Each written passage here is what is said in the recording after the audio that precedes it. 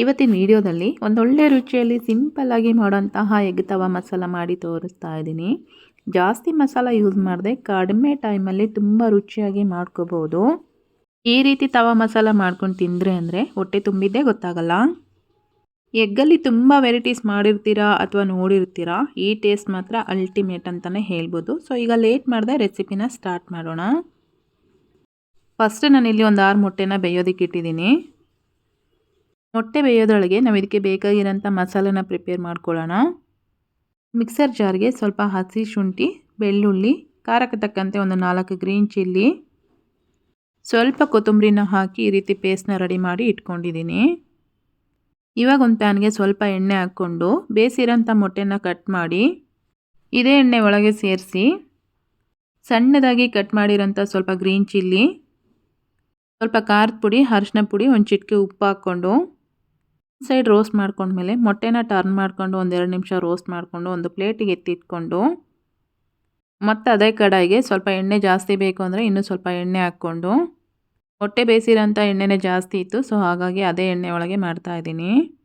ಸ್ವಲ್ಪ ಜೀರಿಗೆ, 1-2 ಪಲಾವ್ ಎಲೆ, ಒಂದು ಈರುಳ್ಳಿನ ಸಣ್ಣದಾಗಿ ಕಟ್ ಮಾಡಿ ಹಾಕಿ ಈರುಳ್ಳಿ ಎಲ್ಲ ಚೆನ್ನಾಗಿ ರೋಸ್ಟ್ ಆದಮೇಲೆ ಈರುಳ್ಳಿನ ಆದಷ್ಟು ಸ್ವಲ್ಪ ಡೀಪ್ ಫ್ರೈ ಮಾಡ್ಕೋಬೇಕು, ಹಂಗಾದ್ರೆ ಟೇಸ್ಟ್ ಅನ್ನೋದು ಚೆನ್ನಾಗಿರುತ್ತೆ. ಈರುಳ್ಳಿನ ಚೆನ್ನಾಗಿ ಬಾಡಿಸ್ಕೊಂಡ್ಮೇಲೆ ರುಬ್ಬಿಟ್ಕೊಂಡಿರೋಂಥ ಮಸಾಲೆನ ಹಾಕಿ ರುಚಿಗೆ ಎಷ್ಟು ಬೇಕೋ ಅಷ್ಟು ಉಪ್ಪು ಹಾಕಿ ಒಂದು ಸಲ ಮಿಕ್ಸ್ ಮಾಡಿಕೊಂಡು 1-2-3 ನಿಮಿಷ ಚೆನ್ನಾಗಿ ಫ್ರೈ ಮಾಡ್ಕೊಂಡ್ಮೇಲೆ, ಅಂದರೆ ಮಸಾಲೆ ಎಲ್ಲ ಗಟ್ಟಿಯಾಗಿ ಮಸಾಲೆಯಿಂದ ಈ ರೀತಿ ಸ್ವಲ್ಪ ಎಣ್ಣೆ ರಿಲೀಸ್ ಆಗ್ತಾ ಇರಬೇಕಾದ್ರೆ ಅರ್ಧ ಸ್ಪೂನ್ ಆಗೋಷ್ಟು ಜೀರಿಗೆ ಪುಡಿ, ಒಂದು ಅರ್ಧ ಸ್ಪೂನಷ್ಟು ಪೆಪ್ಪರ್ ಪೌಡರು, ಒಂದು ಅರ್ಧ ಸ್ಪೂನ್ ಆಗೋಷ್ಟು ಧನಿಯಾ ಪೌಡರು, ಸ್ವಲ್ಪ ಗರಂ ಮಸಾಲ, ಒಂದು ಚಿಟಿಕೆ ಆಗೋಷ್ಟು ಅರಿಶಿನ ಪುಡಿನ ಸೇರಿಸ್ಕೊಂಡು ಪೌಡರ್ಗಳೆಲ್ಲ ಹಾಕಿದ ಮೇಲೆ ಮಸಾಲೆ ಅನ್ನೋದು ಸ್ವಲ್ಪ ಗಟ್ಟಿ ಆಗಿಬಿಡುತ್ತೆ. ರೈಸ್ ಜೊತೆ ತಿಂತಾ ಇದ್ದೀವಿ ಅಂದರೆ ಸ್ವಲ್ಪ ನೀರು ಹಾಕ್ಕೊಂಡು ಮಿಕ್ಸ್ ಮಾಡ್ಕೋಬೇಕಾಗತ್ತೆ. ಇಲ್ಲ ಹಾಗೇ ಸೈಡ್ ಡಿಶ್ ಆಗಿ ತಿಂತಾ ಇದ್ದೀವಿ ಅಂತಂದರೆ ಹಾಗೇ ರೋಸ್ಟ್ ಮಾಡ್ಕೋಬೋದು.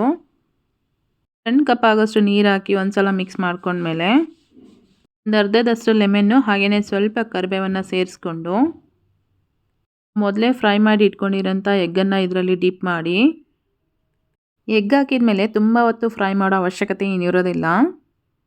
ಸ್ಟವ್ನ ಮೀಡಿಯಮ್ ಫ್ಲೇಮಲ್ಲಿ ಇಟ್ಕೊಂಡು 1-2 ನಿಮಿಷ ಫ್ರೈ ಮಾಡಿಕೊಂಡ್ರೆ ಎಗ್ ತವಾ ಮಸಾಲ ರೆಡಿ ಆದಂಗೆ. ಎಗ್ ಹಾಕಿ 1-2 ನಿಮಿಷ ಫ್ರೈ ಮಾಡ್ಕೊಂಡ್ಮೇಲೆ ಕೊನೆಯದಾಗಿ ಸ್ವಲ್ಪ ಕೊತ್ತಂಬರಿ ಸೊಪ್ಪನ್ನ ಈ ರೀತಿ ಗಾರ್ನಿಷ್ ಮಾಡಿಕೊಂಡು ಸ್ಟವ್ನ ಆಫ್ ಮಾಡಿಕೊಂಡ್ರೆ ಎಗ್ ತವಾ ಮಸಾಲ ಅನ್ನೋದು ರೆಡಿ ಆಗುತ್ತೆ. ಎಗ್ ತುಂಬ ಲೈಕ್ ಮಾಡೋರು ಈ ರೀತಿನೂ ಒಂದ್ಸಲ ಟ್ರೈ ಮಾಡಿ, ತುಂಬಾ ಇಷ್ಟಪಟ್ಟು ತಿಂತೀರಾ.